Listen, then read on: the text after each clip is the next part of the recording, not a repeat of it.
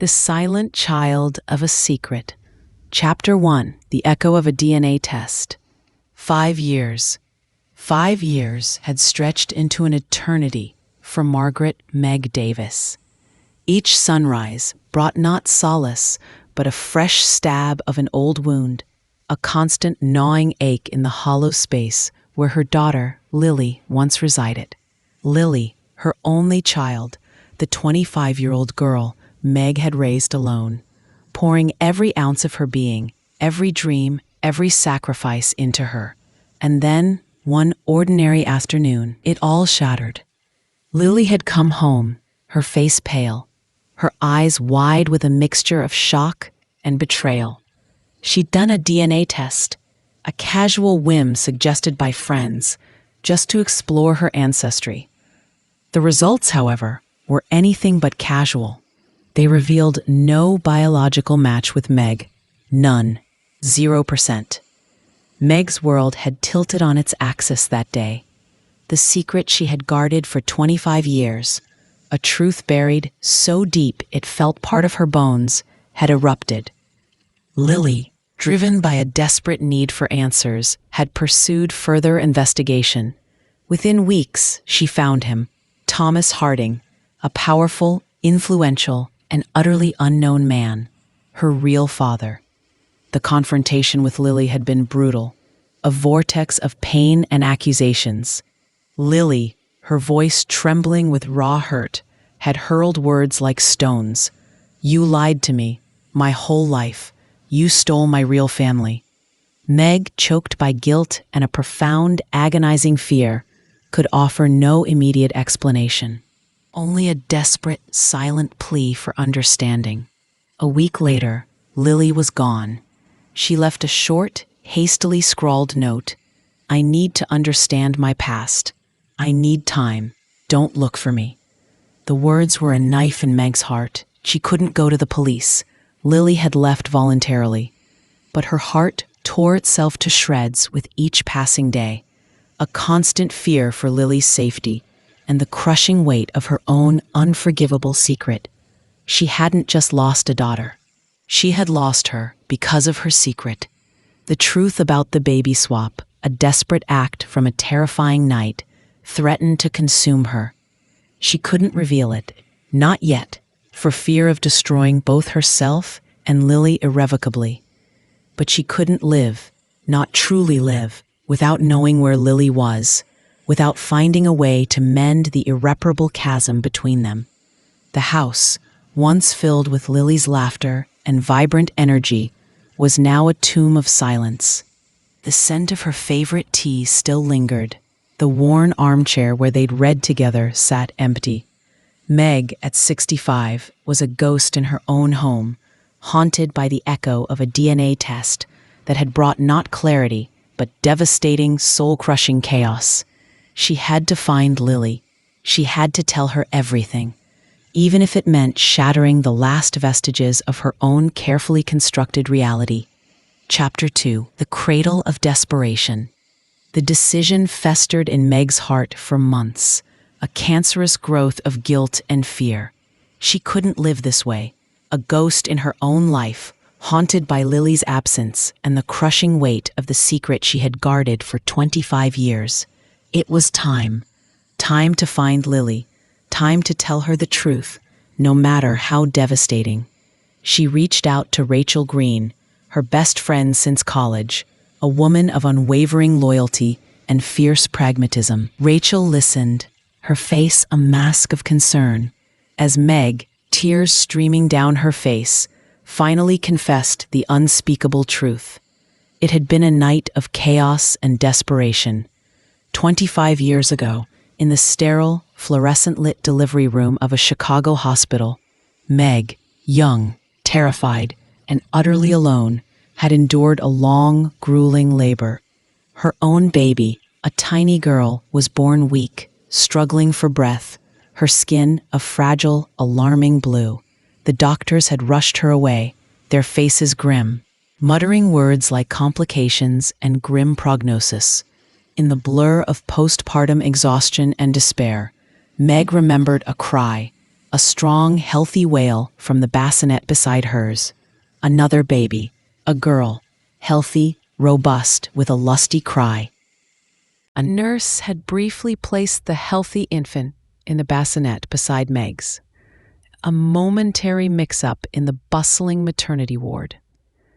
Then, the nurse was called away from emergency, leaving the two newborns unattended for a brief, agonizing moment.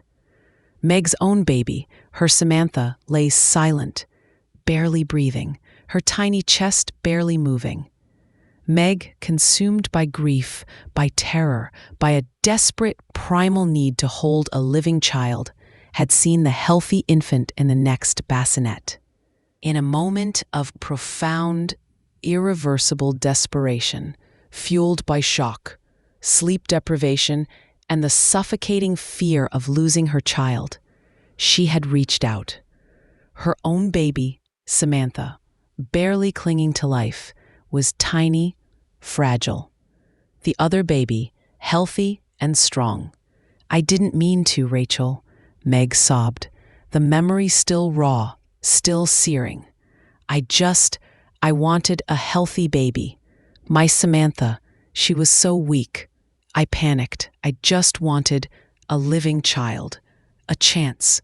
I thought the other family could better care for my Samantha.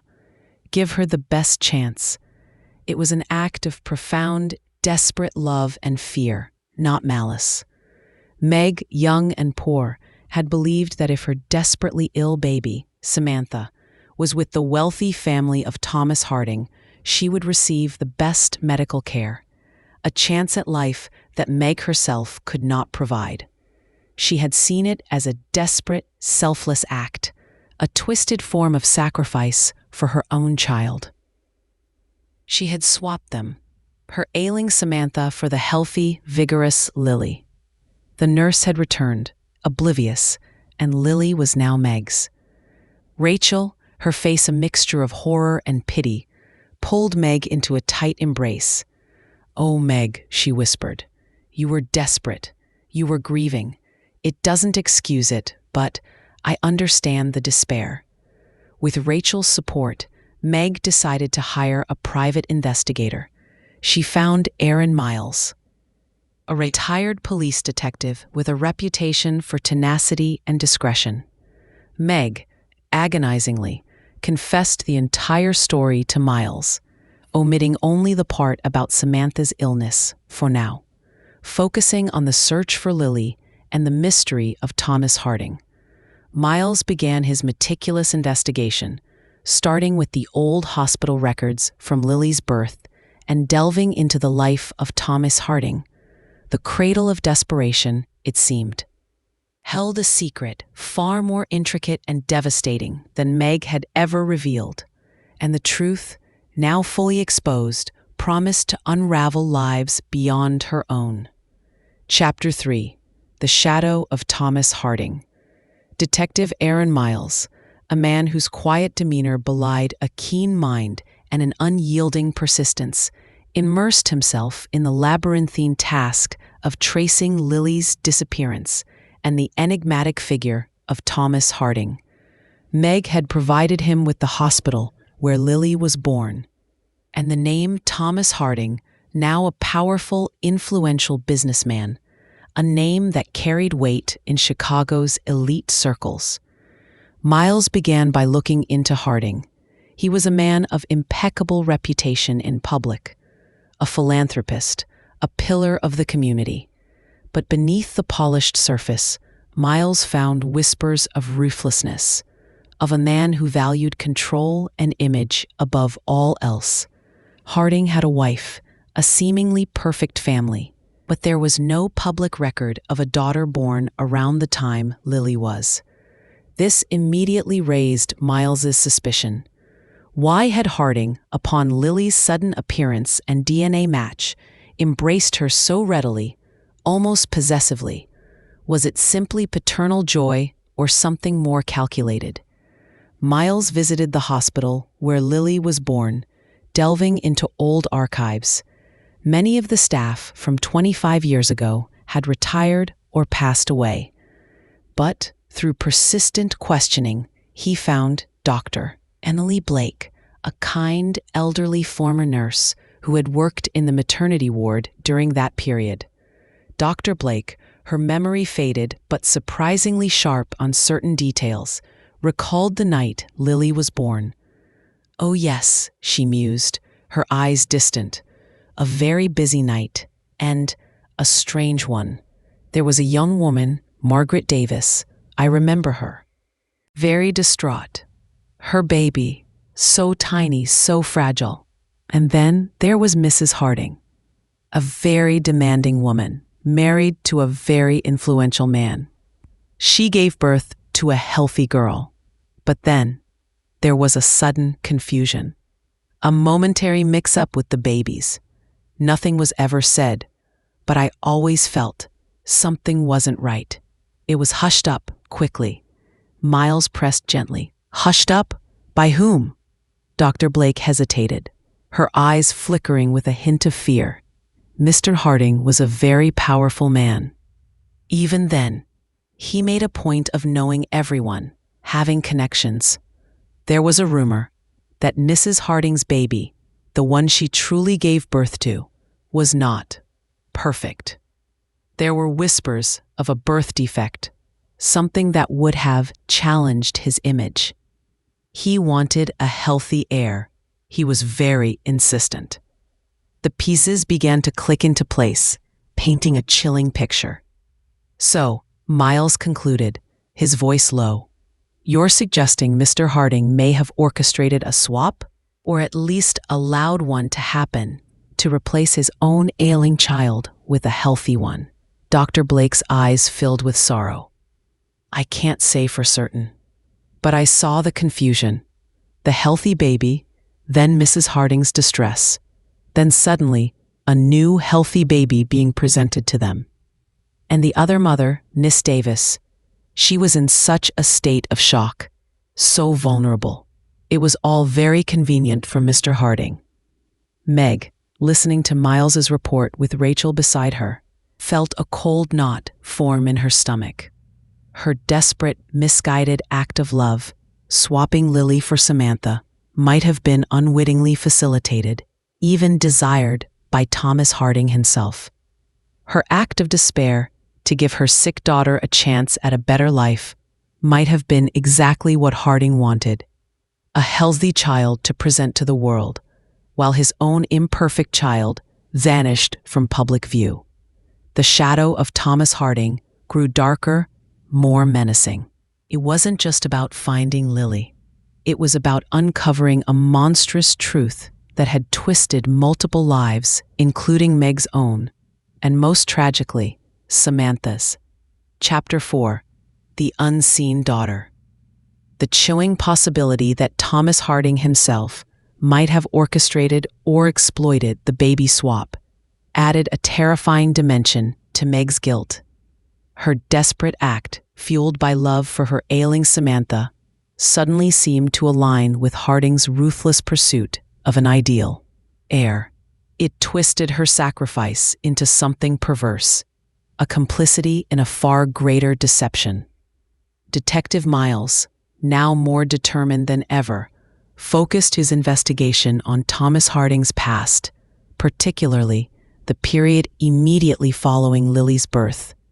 He discovered that Harding, despite his public philanthropic image, had a history of making inconvenient problems disappear. He found discreet payments to medical staff, confidentiality agreements, and a sudden, quiet shift in Harding's social circle around that time. The most damning piece of evidence came from an anonymous source, a former employee of Harding's who had a conscience. They revealed that Thomas Harding had a private estate, a sprawling, secluded property in the countryside, miles away from his public residence. And within that estate, hidden from prying eyes, was a private medical wing, constantly staffed. "He always kept it a secret, Mr. Miles," the source whispered over the phone.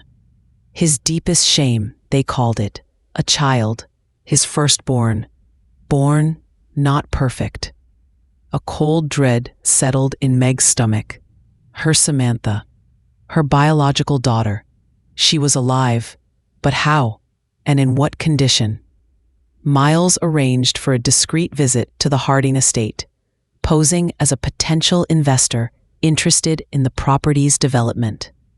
He managed to glimpse the private medical wing, a modern yet sterile structure tucked away behind a dense grove of trees. He saw nurses, medical equipment, and a profound sense of isolation. The anonymous source provided more details. The child, a daughter named Samantha, was severely disabled, requiring constant medical care. She had been born with a rare, debilitating genetic condition, one that would have shattered Thomas Harding's image of perfection. He had quietly removed her from public view, providing the best care money could buy, but effectively erasing her existence from his public life. Meg demanded to go. Rachel, her face pale, insisted on accompanying her.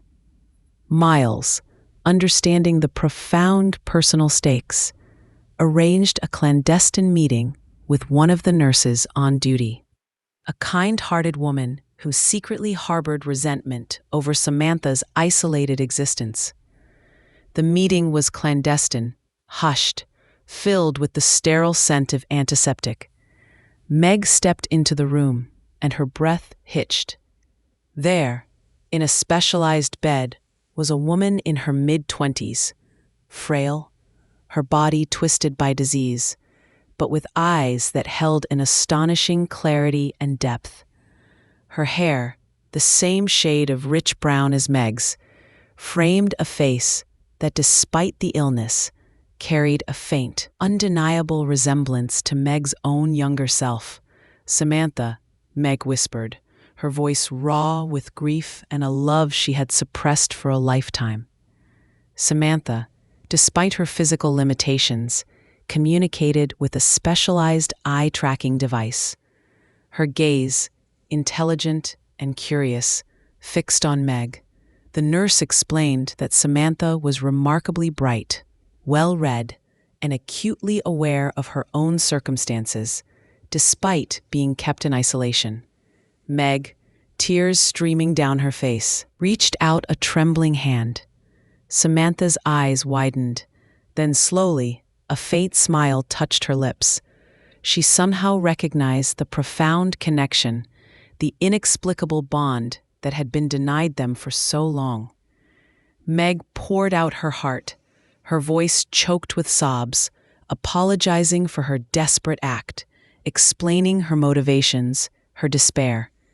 She didn't know if Samantha understood the full extent of the complex truth, but she felt a profound emotional resonance, a shared understanding that transcended words. This was her daughter, her biological daughter, the one she had sacrificed unknowingly for a life of silent suffering. The unseen daughter, finally seen. And with this heartbreaking reunion, the next agonizing truth became clear. Where was Lily? And what had she learned about Thomas Harding's dark heart? Chapter 5. Lily's Reckoning. The reunion with Samantha, her biological daughter, was a maelstrom of conflicting emotions for Meg. Profound sorrow for Samantha's suffering, overwhelming guilt for her own desperate act, and a fierce, undeniable surge of maternal love. Samantha, a silent testament to Harding's callousness, was a living embodiment of the tangled web of secrets. But the immediate burning question remained. Where was Lily, and what had she learned about the man she believed was her biological father? Detective Miles, deeply affected by Samantha's plight, intensified his search for Lily, now convinced that her disappearance was intrinsically linked to Harding's secrets. He revisited Lily's past activities, her social media, her closest friends. He learned that before she vanished, Lily had been delving deeper into Thomas Harding's past, driven by a growing unease about the man she'd found. one of Lily's closest friends, a sharp, tech-savvy woman named Clara, a poignant coincidence, given Daniel's story, revealed that Lily had discovered something disturbing. Lily was so excited at first, Clara recounted, her voice hushed. She thought she'd found her real family, a wealthy, powerful father. But then she started digging. She found out about a secret fund, a trust for medical expenses that Harding kept completely off the books. And she found out about the estate, the private medical wing. She started putting the pieces together. About a daughter he never spoke of. Clara explained that Lily had been horrified by the implications. She understood that Thomas Harding wasn't just a father. He was a man obsessed with image, willing to discard anything that threatened his carefully constructed facade of perfection. Lily, idealistic and deeply moral, realized that Harding hadn't accepted her out of pure paternal love. He had seen her as a solution, a healthy replacement for the inconvenient truth of his own ailing child. She was a prop, a means to maintain his public image, while his true daughter, Samantha, suffered in hidden isolation. Lily was disgusted, Clara continued. She felt used, and she knew if she confronted him, if she revealed the truth about Samantha, it would destroy his reputation. She didn't want to be part of that. She didn't want to expose him and hurt her. Her real mother, you, Meg, she didn't want to cause you any more pain, so she just left to figure things out on her own. She just needed space to process all of it. A wave of profound relief and fresh sorrow washed over Meg. Lily hadn't abandoned her out of hatred. She had vanished to protect Meg, to make sense of a world that had suddenly become unrecognizable. Lily's silence was an act of sacrificial love, a desperate attempt to shield Meg from further pain, while simultaneously grappling with the shattering truth of her own origins and her biological father's cold, manipulative nature. Miles, now knowing Lily's motivations, widened his search to places where she might go to process such a profound betrayal. Quiet, contemplative places, perhaps where she could volunteer and feel a sense of purpose. He tracked her movements through anonymous cash withdrawals and public Wi-Fi hotspots, finally pinpointing a small, off-grid community in rural Oregon, where Lily was working at an animal rescue sanctuary, using an assumed name. Meg, accompanied by Rachel, flew to Oregon, her heart pounding with a mixture of terror and desperate hope. The drive to the sanctuary was long, through winding, forested roads. When they finally arrived, the sun was setting, casting long shadows across the fields. Meg saw her first, kneeling in a field, gently tending to a wounded bird. Lily, her daughter, older perhaps, with lines of weary experience around her eyes, but unmistakably Lily. Meg's breath hitched. 5 years of agonizing separation, of unbearable guilt, of unanswered prayers, all culminating in this moment. "Lily," Meg whispered, her voice raw with emotion. Lily looked up, her eyes widening in disbelief, then with a flicker of recognition, and finally, a surge of overwhelming emotion. The unspoken accusations, the years of pain, the deep, complex love, it all hung in the air between them. Lily's reckoning with her past and Meg's desperate hope for their future was about to collide. Chapter 6. The Unraveling Thread. The silence between Meg and Lily stretched, thick with years of unspoken words, festering wounds, and a love that had never truly died. Lily rose slowly, the wounded bird clutched gently in her hands, her eyes searching Meg's face. No accusation, no anger, just an overwhelming, profound sadness. "Mom," Lily whispered, her voice barely audible. Meg rushed forward, tears streaming down her face, and pulled Lily into a desperate embrace. 5 years of agony, of fear, of overwhelming guilt poured out in that embrace. Lily, stiff at first, slowly softened, her arms wrapping around Meg, her own body shaking with suppressed emotion. They sat on a worn bench overlooking the sanctuary, the evening sun casting long shadows. Meg, her voice thick with unshed tears, began to unravel the thread of truth. She started with the hospital, the terrifying birth of Samantha, her own baby, fragile and struggling. She spoke of the despair, the overwhelming fear, the desperate, impulsive decision to swap the babies, believing she was giving Samantha a chance at life, a life of care and privilege she couldn't provide. She spoke of the secret, the crushing weight of it, the constant fear of discovery, and the profound love she had for Lily, a love that was real, regardless of blood. Lily listened, her face a mask of complex emotions: sorrow, understanding, and a dawning, terrible pity for the young, desperate mother Meg had been. Then Meg revealed the full extent of Thomas Harding's role. She spoke of Samantha, her true biological daughter, alive but confined, suffering from a rare, debilitating illness.